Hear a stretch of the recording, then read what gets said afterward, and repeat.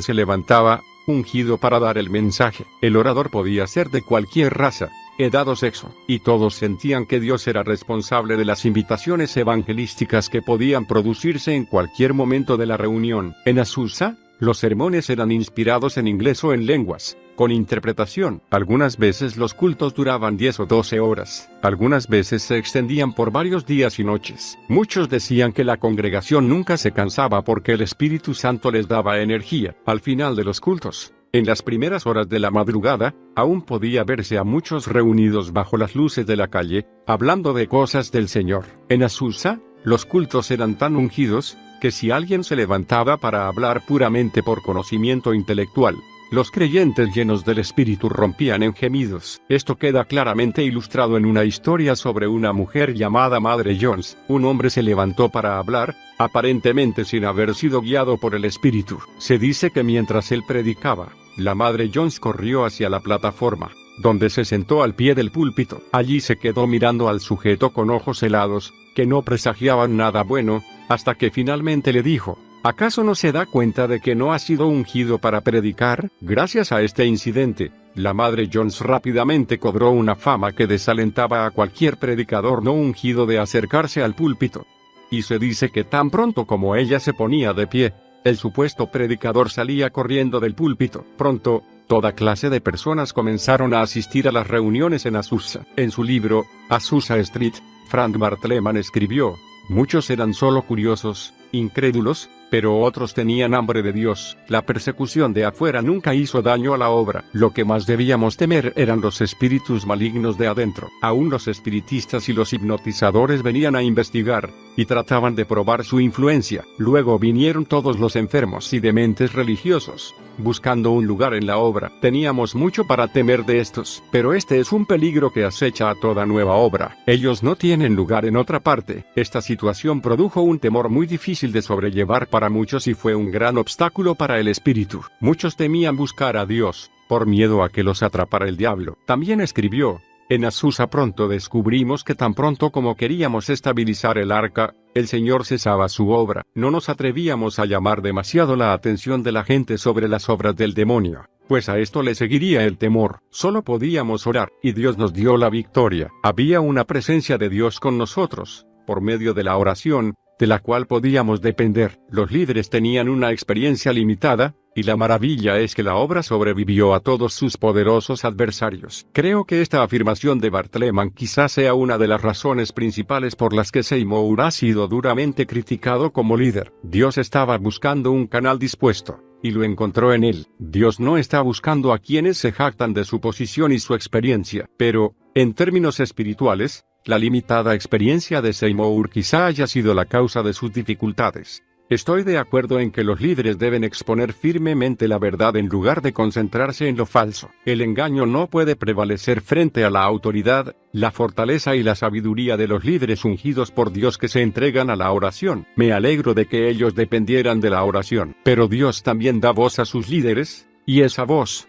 por la fortaleza del Espíritu Santo, sabrá cómo separar lo que es valioso de los engaños que corrompen. Los líderes fuertes, guiados por Dios, pueden separar el oro del bronce. Pero a pesar de la confusión espiritual, Azusa comenzó a operar día y noche. El edificio había sido organizado para ser utilizado en su totalidad. Se hacía gran énfasis en la sangre de Cristo, lo cual inspiraba al grupo a un nivel de vida más elevado, y el amor divino comenzó a manifestarse, impidiendo que se hablaran palabras negativas entre los hermanos. Todos ponían empeño en asegurarse de que el Espíritu de Dios no fuera contristado. Tanto los ricos y cultos como los pobres y analfabetos se sentaban juntos sobre el aserrín y los bancos hechos con barriles, calles atestadas y gente que caía como árboles. Un hombre de Amsa dijo: hubiera preferido vivir 6 meses de ese tiempo que 50 años de vida común. Más de una vez me detuve a 2 calles de ese lugar y oré pidiendo fortaleza antes de atreverme a entrar. La presencia del Señor era tan real. Se dice que el poder de Dios se sentía en Azusa,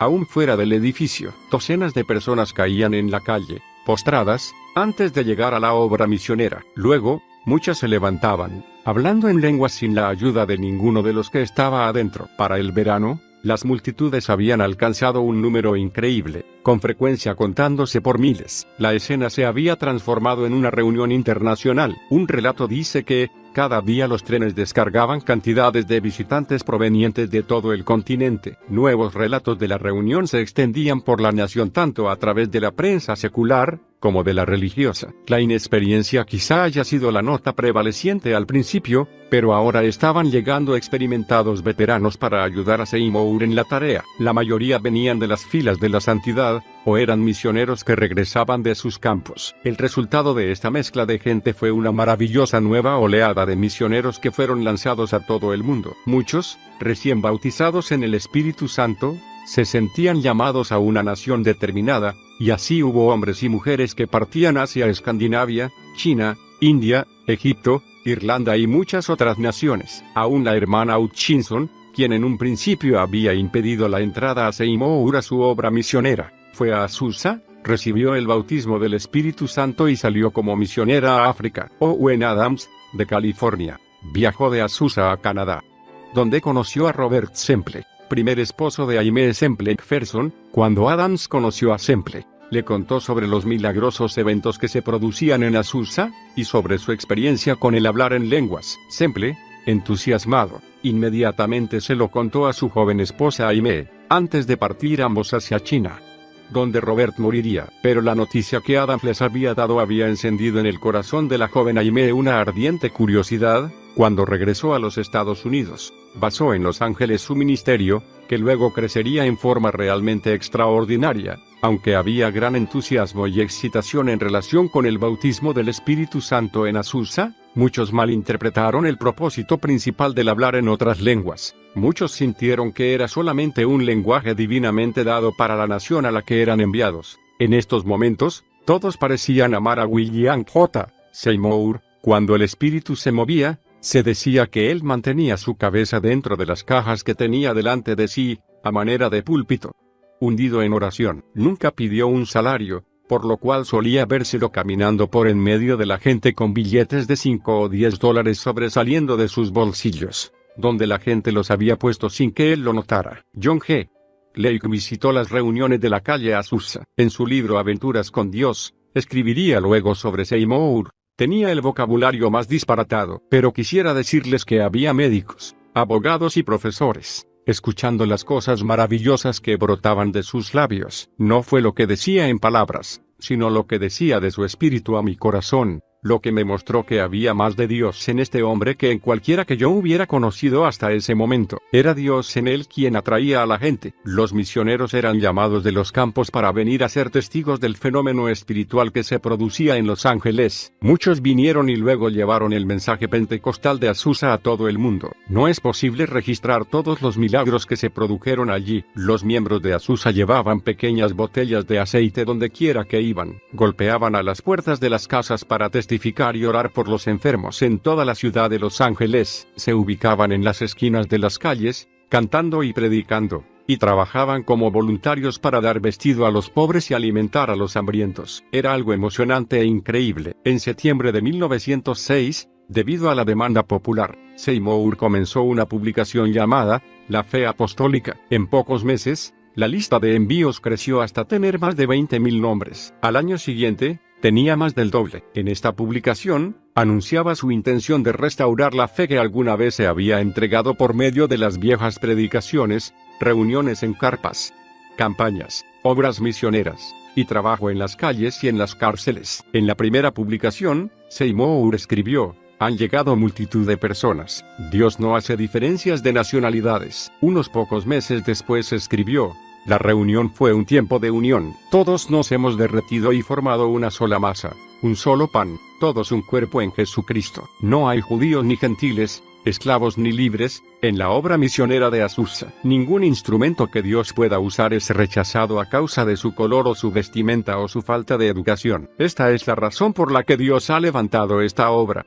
Lo más dulce es esta amorosa armonía. Obviamente, esto era revolucionario en un tiempo de tan fuertes divisiones raciales. El comienzo de la declinación. Era de esperarse que hubiera persecución desde fuera de Azusa, pero finalmente esta también comenzó dentro de la obra. Una mañana de otoño, muy temprano, Algunos miembros llegaron a Azusa y vieron las palabras obra de la fe apostólica escritas en lo alto del edificio, y comenzaron a acusar a la obra de convertirse en una denominación más. La fe apostólica era el nombre del movimiento que fuera el primer mentor de Seymour, por lo que la obra misionera de Azusa ahora era considerada un desprendimiento libre del ministerio de Charles Parham, y muchos temieron que la obra se convirtiera en una más de la red de iglesias y escuelas bíblicas de Parham. Cierta persona escribió: desde ese momento comenzaron los problemas y las divisiones. Ya no era un espíritu libre para todos, como lo había sido. La obra se había convertido en un grupo partidista y un cuerpo más entre sus rivales, junto con las otras sectas e iglesias de la ciudad. La iglesia es un organismo,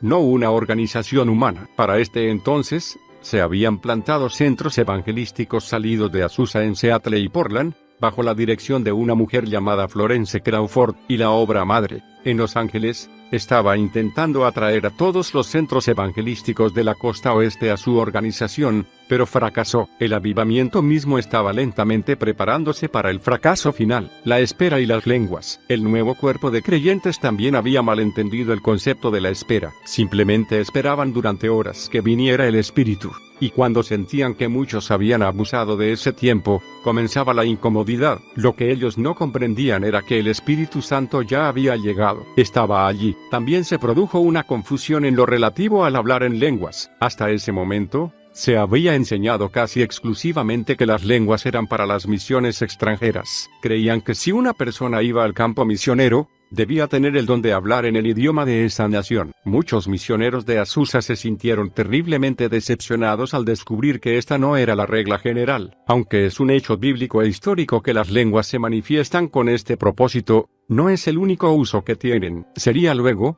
durante el crecimiento del movimiento pentecostal, que llegaría a entenderse que las lenguas podían ser también idiomas de oración. Pero en Azusa Street, la experiencia de hablar en lenguas estaba en pañales. Los miembros de Azusa también creían que la persona solo debía hablar en lenguas una vez para ser llena del Espíritu Santo. Para los primeros miembros de Azusa, hablar en otras lenguas era un mover soberano de Dios que significaba esperar que Dios viniera sobre ellos. Junto con estos errores de interpretación, comenzaron a circular acusaciones de manifestaciones carnales que la gente llamaba mover del Espíritu. Dado que este movimiento espiritual era tan nuevo, es de imaginar lo que habrá sido dirigirlo. Entonces fue que Seymour escribió a Charles Parham, y le pidió que viniera a Azusa para tener una gran reunión evangelística. Fanáticos, falsos y fracciones. Aunque Seymour no estaba totalmente de acuerdo con la teología de Parham, creo que respetaba su experiencia en el liderazgo y confiaba en ella. Quizás sintió que Parham podría presentar un nuevo punto de vista y encender un fresco mover de Dios. Se dice que muchos otros escribieron cartas a Parham rogándole que viniera a Azusa y determinara qué manifestaciones eran falsas y cuáles eran reales. Aunque estas cartas no han sido documentadas, la señora Pauline Parham sostiene que algunas de ellas están en su colección. Tenemos una carta escrita por Seymour a Parham que dice: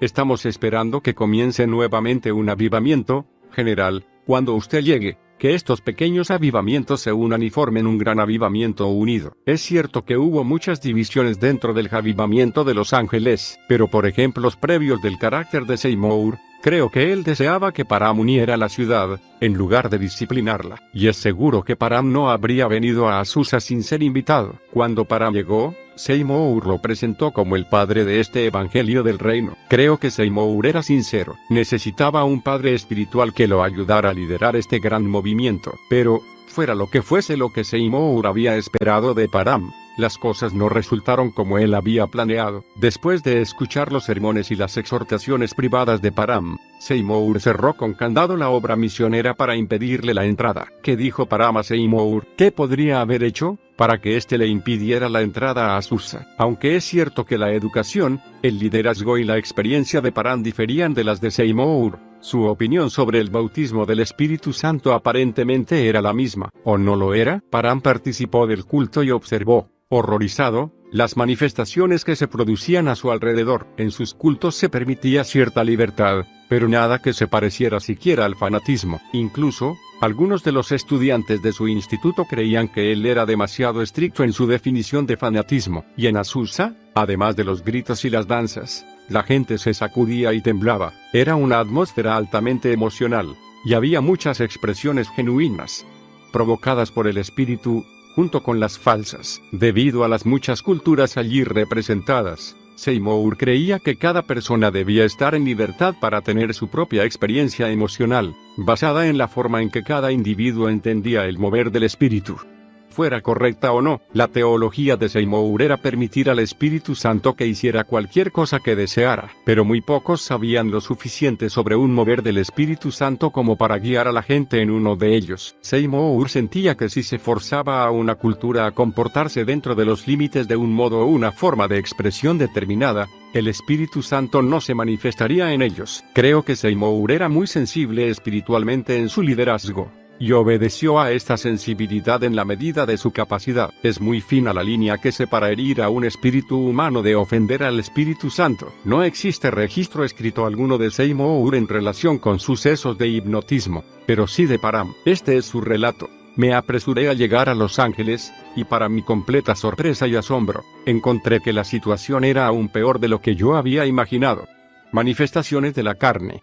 Control espiritista. Personas que practicaban hipnotismo a los que se acercaban al altar para recibir el bautismo, aunque muchos recibían el bautismo real del Espíritu Santo. Después de predicar 1, 2 o 3 veces, 2 de los ancianos me informaron que ya no era bien recibido en ese lugar. Con obreros de Texas, abrimos una gran campaña evangelística en el edificio de la WCTU en Los Ángeles. Grandes cantidades de personas fueron salvas. Se produjeron maravillosas sanidades, y entre 200 y 300 personas que habían sufrido tremendos ataques y espasmos y controles en la obra de Azusa fueron liberadas, recibieron las verdaderas enseñanzas de Pentecostés, y hablaron en otras lenguas. Al hablar de las diferentes fases del fanatismo que hemos encontrado aquí, lo hago con todo amor y al mismo tiempo, con justicia y firmeza. Quisiera hablar claramente en cuanto a la obra tal como la encontré aquí. Encontré influencias hipnóticas, influencias de espíritus familiares, influencias espiritistas, y toda clase de ataques,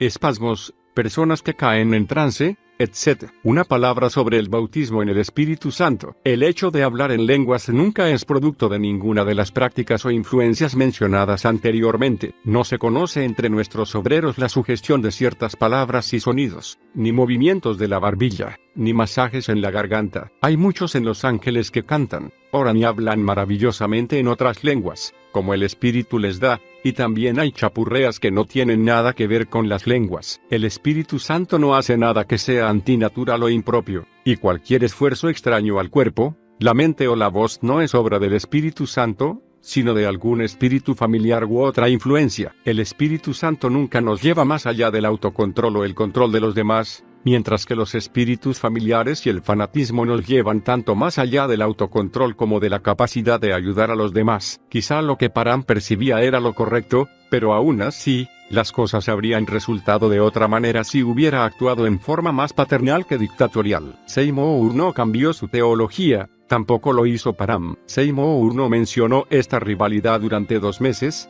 y cuando finalmente lo hizo, sus palabras fueron muy discretas, evitando cualquier crítica directa. Algunos preguntan si el Dr. Charles F.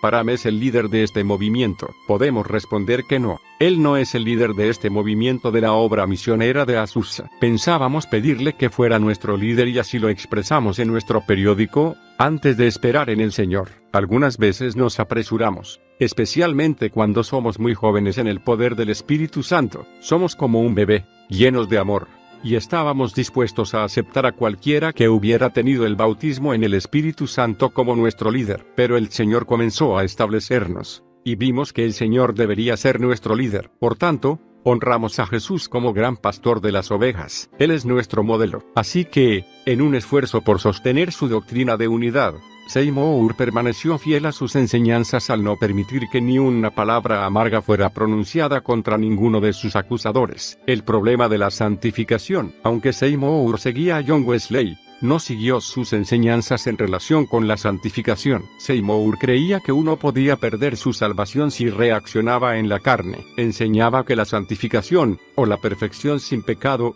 era una obra de gracia separada de la salvación. Una vez que una persona era santificada, creía Seymour, la misma actuaba en forma santificada todo el tiempo. Pero si pecaba, la perdía. Podríamos imaginar los problemas y las acusaciones que este tipo de enseñanza causó dentro de Azusa. Muchos creyentes, exageradamente celosos, comenzaron a señalar con el dedo a otros y juzgarlos. Comportándose como si fueran los únicos justos, provocaron choques, divisiones y controversias. En realidad, esta es una de las razones por las cuales Seymour nunca reaccionó en la carne a ninguna persecución en su contra. Según su teología, esto era necesario para mantener su salvación. Él decía: si te enfadas, o hablas maldad, o respondes a un ataque, no me importa cuánto hables en lenguas, no tienes el bautismo del Espíritu Santo en ti, has perdido tu salvación. Seymour podía cerrar las puertas con candados para impedir la entrada a un ministro que se oponía a él, pero jamás hablaría en su contra. Amor y traición. A pesar de las muchas acusaciones, errores y persecuciones, Seymour permaneció fiel al propósito del avivamiento. Parecía que siempre confiaba y creía lo mejor de casi todos. Fiel a su naturaleza suave y casi ingenua, escribiría más tarde: no podemos ganar a las personas predicando en contra de su iglesia o su pastor. Si nos ponemos a predicar en contra de las iglesias, encontraremos que falta ese dulce espíritu de Cristo, y un duro espíritu de juicio ha tomado su lugar. Las iglesias no deben ser culpadas por las divisiones. Las personas estaban buscando la luz. Levantaron denominaciones porque no conocían el camino mejor. Cuando se quedan sin el amor de Dios, comienzan a predicar sobre el vestido y la comida, y las doctrinas de los hombres, y a predicar en contra de las iglesias. Todas estas denominaciones son hermanas nuestras. Busquemos la paz, y no la confusión. Tan pronto como sintamos que tenemos toda la verdad o más verdad que los demás, caeremos. En la primavera siguiente, Seymour tenía que decidir si compraría el edificio en Azusa o se mudaría a otro lugar. Así que presentó la opción a la congregación, y ésta decidió hacer un pago inmediato de $4,000 como parte de los $15,000 del precio total. Un año después, el saldo estaba pago, mucho antes de lo planeado. Para este entonces, los relatos de los milagros y las obras misioneras fundadas en diferentes lugares llegaban de a centenares desde todo el mundo. Animado por las noticias, Seymour comentó: punto centrado, estamos al borde del mayor milagro que el mundo haya visto jamás. Durante este tiempo, Seymour comenzó a pensar en el matrimonio. Jenny Evans Moore, fiel miembro de su ministerio en Los Ángeles, se convirtió en su esposa. Jenny era conocida por su belleza, su talento musical, y su sensibilidad espiritual. Era una mujer suave, y siempre se mantuvo fiel al lado de Seymour. Fue ella quien sintió que el Señor deseaba que se casaran, y Seymour accedió. Se casaron el 13 de mayo de 1908. Después de la ceremonia, William y Jenny se mudaron a un modesto apartamento en la parte alta de la obra misionera de Azusa. Pero la noticia de su matrimonio enfureció a un grupo pequeño pero muy influyente en la obra. Una de las principales antagonistas era Clara Lum, la secretaria de la obra y responsable de la publicación del periódico. Después de enterarse de que Seymour se había casado, Clara decidió abruptamente que era tiempo de dejar la obra misionera. Algunos creyentes de Azusa tenían ideas muy extrañas sobre el matrimonio. El grupo al que pertenecía Lum creía que el matrimonio era deshonroso en estos últimos tiempos, debido al pronto regreso de Cristo, y criticó seriamente a Seymour por su decisión. Es posible que Clara Lum estuviera secretamente enamorada de Seymour y actuara por celos. Sea cual fuera la razón, ella se mudó a Portland, Oregón, para unirse a la obra misionera liderada por una ex colaboradora de Azusa, Florence Crawford. Y al mudarse, se llevó con ella las listas de envíos nacionales e internacionales. Esta acción impensable restringió severamente la distribución de la publicación de Seymour, que tenía alcance mundial. Las listas nacional e internacional enteras, con más de 50,000 nombres, habían sido robadas, y solo le quedaba la lista de Los Ángeles. Además, cuando salió el número de mayo de 1908 de Apostolic Faith, la tapa era la misma, pero en el interior había una columna que anunciaba su nueva dirección en Portland para el envío de contribuciones y correo. Los miles de personas que leían ansiosamente la publicación y enviaban ofrendas comenzaron a enviarlas ahora a Portland, sin cuestionar el cambio. En el número de junio de 1908, ya no aparecía ningún artículo firmado por Seymour. Finalmente, para mediados del verano de 1908, se omitieron todas referencias a la obra de Los Ángeles. Cuando fue claro que Lum no regresaría, los Seymour viajaron a Portland para confrontarla y pedirle las listas, pero estas nunca les fueron devueltas. Sin esta información vital, era imposible que Seymour continuara la publicación, y así terminó una época dramática de Azusa. La última división, Hombre o Dios, entre 1909 y 1911, Seymour continuó con su ministerio en Azusa, aunque el número de asistentes disminuyó drásticamente debido a la falta de influencia y fondos. Por lo tanto, Seymour dejó a 2 jóvenes hombres a cargo de la obra y partió hacia Chicago en una gira de predicación por el campo. A principios de 1911, William H. Durham llevó a cabo reuniones en Azusa en su lugar. El estilo dramático de predicación de Durham hizo que cientos de personas llenaran nuevamente la obra misionera. Hasta muchos de los antiguos colaboradores de la obra regresaron, aun provenientes de diversas partes del mundo. Lo llamaron el segundo aguacero de la lluvia tardía, y el fuego comenzó a caer en Azusa una vez más. En un culto, hubo que dejar afuera a más de 500 personas. La gente no dejaba sus asientos entre reuniones por miedo a perderlos. Y el último conflicto en Azusa se produjo entre Seymour y Durham. Ambos diferían grandemente en su teología. Durham predicaba categóricamente y en voz bien alta que las personas no podían perder su salvación aunque pecaran en la carne. La salvación era por fe expresada en obras, no por obras solamente. Durham predicó el equilibrio entre la ley y la gracia que el movimiento pentecostal necesitaba desesperadamente, ya que la doctrina de las obras había causado muchas divisiones. Su enseñanza fue como una lluvia fresca para quienes la escucharon. A raíz de esto, la gente comenzó a regresar literalmente de a montones. Alarmados por la gran cantidad de personas que seguían a Durham y por las diferencias doctrinales, los ancianos de Azusa se pusieron en contacto con Seymour. Este regresó inmediatamente a Los Ángeles para reunirse con Durham, pero no lograron ponerse de acuerdo en la doctrina. Y así que en mayo, Seymour utilizó nuevamente el candado, esta vez para impedir la entrada a Durham. Sin dejarse conmover por esta acción, Durham y sus seguidores consiguieron un gran edificio de 2 plantas, con capacidad para más de 1000 personas sentadas. La planta alta servía como salón de oración, abierto día y noche. La multitud que se había reunido en Azusa siguió a Durham. Miles de personas fueron salvadas, sanadas y bautizadas allí, mientras la vieja obra misionera de Azusa quedó virtualmente desierta. Cansado y exhausto, pero la vieja misión de Azusa permaneció abierta para cualquiera que quisiera entrar. Seymour continuó siendo su líder y sostuvo su teología, aunque nadie parecía interesado en asistir. Entonces él cambió el orden de las reuniones de Azusa, reduciéndolo a una única reunión semanal que duraba todo el día, los domingos, y con frecuencia intentaba aumentar la cantidad de asistentes, pero la gente sencillamente no estaba interesada. Finalmente, solo quedaban 20 personas, en su mayor parte, integrantes del grupo original. Algunas veces venían visitantes de los días de gloria, y naturalmente Seymour estaba profundamente feliz de recibirlos. Pero cada vez pasaba más tiempo leyendo y reflexionando. En 1921 Seymour hizo su última campaña ministerial por los Estados Unidos. Cuando regresó a Los Ángeles en 1922, la gente comenzó a notar que se lo veía muy cansado. Asistió a muchas convenciones ministeriales, pero nunca recibió ningún reconocimiento desde la plataforma. Finalmente, el 28 de septiembre de 1922, mientras estaba en la obra misionera, Seymour sufrió un repentino ataque de terrible dolor en el pecho. Uno de los obreros corrió a buscar al médico, que solo estaba a unas pocas calles de distancia. Al examinarlo, el médico indicó a Seymour que descansara. A las 5 de la tarde de ese mismo día, mientras Seymour dictaba una carta, lo atacó otro dolor en el pecho. Pugnando por respirar,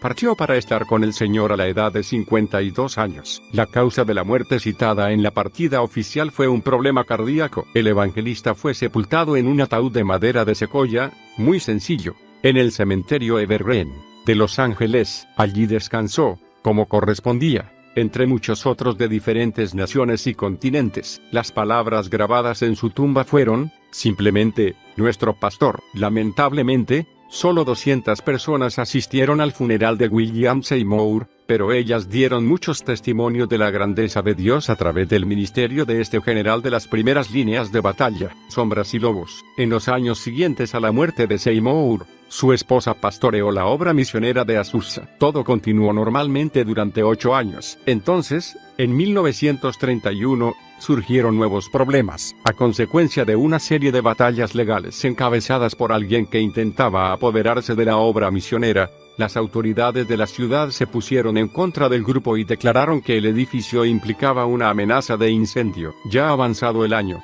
la propiedad fue demolida, mas no sin antes ser ofrecida a una denominación pentecostal que contestó: no estamos interesados en reliquias. En la actualidad, Lo único que queda es un cartel con el nombre de la calle sobre la propiedad, que es solamente un lote vacío. 5 años después, la señora Seymour fue internada en el hospital del condado, a punto de morir. Jeannie murió a causa de problemas cardíacos y fue a unirse a su esposo en el cielo el 2 de julio de 1936. Legado de poder. Aunque el legado y el ministerio de William J. Seymour parecen una historia desgarradora, los resultados de sus esfuerzos entre 1906 y 1909 produjeron el movimiento pentecostal y lo hicieron explotar hacia todo el mundo. Hoy, muchas denominaciones atribuyen su fundación a los participantes de Azusa. La mayoría de los primeros líderes de las Asambleas de Dios provenían de Azusa. Demos Zakarian, fundador de la Fraternidad de Hombres de Negocios del Evangelio Completo, afirma que su abuelo era miembro de la congregación original de Azusa. Los esfuerzos evangelísticos de la familia Valdés, de la familia Gar, del Dr. Charles Price, y de incontables otros también están relacionados con este avivamiento. Probablemente todos en el movimiento pentecostal puedan atribuir sus raíces, en alguna forma, a Azusa. A pesar de todas las controversias y de las peculiares doctrinas de Azusa, donde quiera que se menciona este nombre, la mayoría inmediatamente piensa en el poder del Espíritu Santo que se derramó en sus filas. Dios no es racista. Algunos han tratado de hacer del avivamiento en Azusa y el ministerio de Seymour un tema racial. Lamentablemente, algunas veces un mover puro de Dios queda escondido entre excesos raciales. Quizá esta fue una de las razones principales por las que Azusa duró solamente 3 breves años. Dios no permitirá que su gloria sea presa de los argumentos de los hombres. Si esto sucede, Él se aparta. Fin de la cuestión. Algunos que parecen dejarse influir por el racismo se molestan cuando Seymour es llamado catalizador de Pentecostés, en lugar de padre del movimiento. Según el diccionario Webster, un catalizador es algo que precipita un proceso o un hecho y aumenta la velocidad a la que se produce una reacción. Esto es exactamente lo que hizo Seymour. El ministerio pentecostal de William Seymour aumentó la conciencia pública a tal punto que no solo giró alrededor de una ciudad importante de los Estados Unidos, sino que también se extendió por el mundo a un ritmo extraordinario. Parece que todos los continentes fueron tocados, en cierta medida, por el avivamiento de Azusa. Como hemos mencionado anteriormente, los temas raciales fueron solamente una pequeña parte de las muchas interferencias que hubo en Azusa. Creo que se comete un gran error cuando se considera a este avivamiento un tema de blanco y negro. Ninguna raza en particular puede reclamar la patente de un mover de Dios. Dios jamás ha trabajado según el color del hombre, Él trabaja por medio del corazón del hombre. Mientras continuamos estudiando los grandes generales de nuestro pasado y decidimos qué podemos aprender de sus éxitos, no te permitas ser contado entre sus fracasos. Niégate a oír las voces del ayer y del hoy que solo ven las apariencias. En cambio, sigue a quienes se esfuerzan por obedecer al Espíritu de Dios. Avancemos hacia la madurez, luchemos por el premio en lugar de luchar por la gloria personal. Solo la eternidad revelará por completo el fruto del ministerio de William Seymour. Una cosa es clara: fue un tremendo cartucho de dinamita que Dios podía utilizar para enviar las explosiones del fuego pentecostal por todo el mundo. Y lo